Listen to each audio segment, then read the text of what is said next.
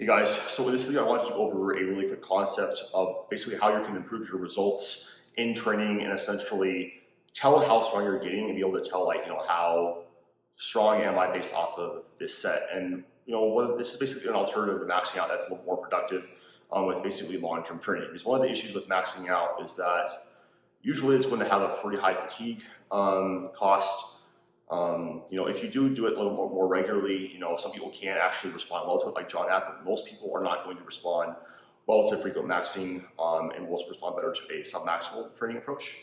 So something that I really stress to my lifters and myself in training is going after what we call ability PRs. So these basically are our sets that are submaximal, where basically we can have an estimated 1 rep max, and we can basically say, okay, cool, based off of this set, say I did a single at RPE 8, I know that based off of that number, I can basically hit around this weight in training.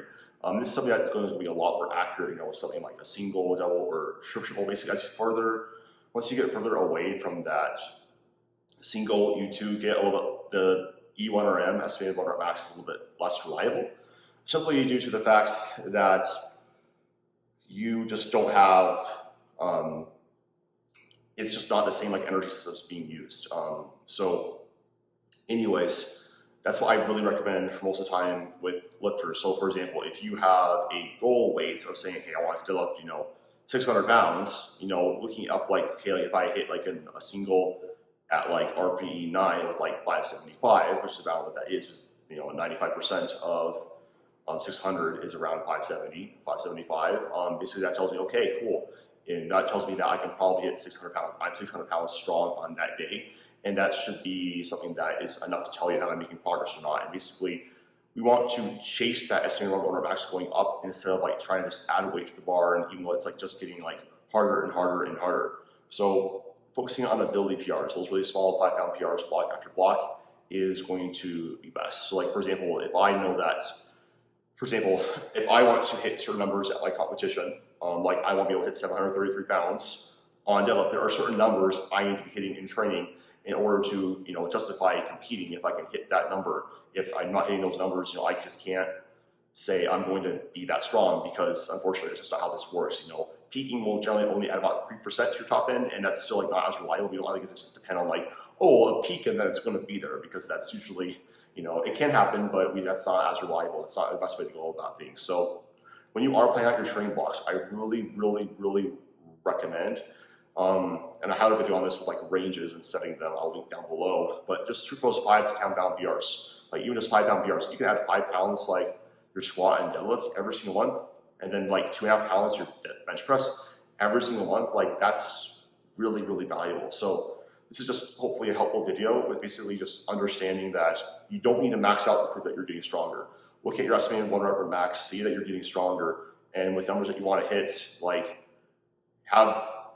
gain some satisfaction, especially in a long-term training approach where you're trying to get momentum and not have to disrupt that training momentum by getting excessively fatigued. Get comfortable and okay with the idea that, hey, based on this day, what I hit in the number in the gym, I can hit this number. This is about my strength right now. So it's going to result in more long-term PRs and less plateaus and less having restart in momentum at the beginning of a training cycle. That's actually why typically I don't program in weights above an RPE 8, 8.5 on squat and deadlift. For example, it's because the fatigue cost usually going up higher tends to be meaningfully disrupted to where you can't have as good of a training block the next one. You can't just keep going and getting better and better and better as you more aggressive fatigue management. This also needs to lose a little bit more fitness or the ability to lift heavy weights, the more aggressive fatigue management you have to implement. That's actually why a lot of these strong guys tend to have to take really, really big jumps between week 1 and week 4. Their blocks, they have a 4-week block, because they have to deload that hard, because they're just that much stronger. They have more fatigue to dissipate.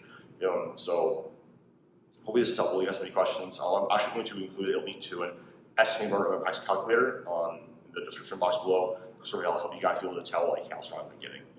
If it's on this set, RPE 8, what can I do? So if this is helpful, you guys have any questions, ask down below. If you guys are interested in coaching or programs, I have my Elite Strength Aesthetics Accelerator. This program is basically the program designed to get you both strong and aesthetic in just 90 days. There's not many programs that can actually just do both of these things.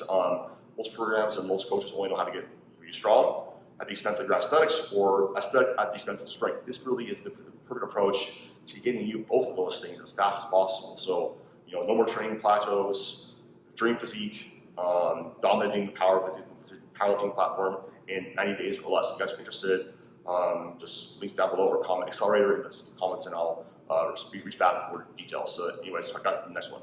Peace.